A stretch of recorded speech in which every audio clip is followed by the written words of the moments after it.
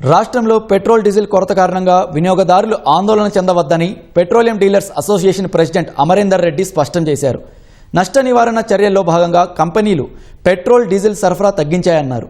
లీటర్పై 30 నుంచి 40 రూపాయల నష్టం వస్తోందని కంపెనీలు చెబుతున్నాయని ఆయన అన్నారు. ప్రజలు ఆందోళన చెందవద్దని, సమస్య పరిష్కారం అవుతుందని అమరేందర్ రెడ్డి తెలిపారు.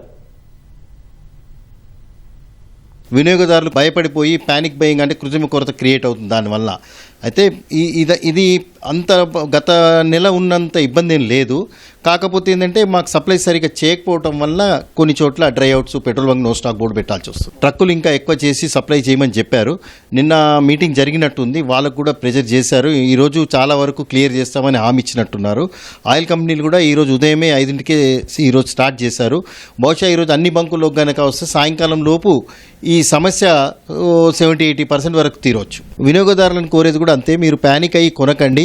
ఎక్కువ 100 రూపాయలు పోసుకుని 300 పోసుకోవడం లాంటి కొన్ని చోట్ల జరుగుతున్నాయి. అలా కాకుండా మనకి ఈరోజు ఎంత అవసరం ఉందో అంతే తీసుకోండి. ఎందుకంటే ఈరోజు కొన్నా మనకు ఇప్పుడు రేపు యుద్ధం ఎన్ని రోజులు జరుగుతుంది, అన్ని రోజులకైతే సరిపడే స్టాక్ ఎవరం పెట్టుకోలేం.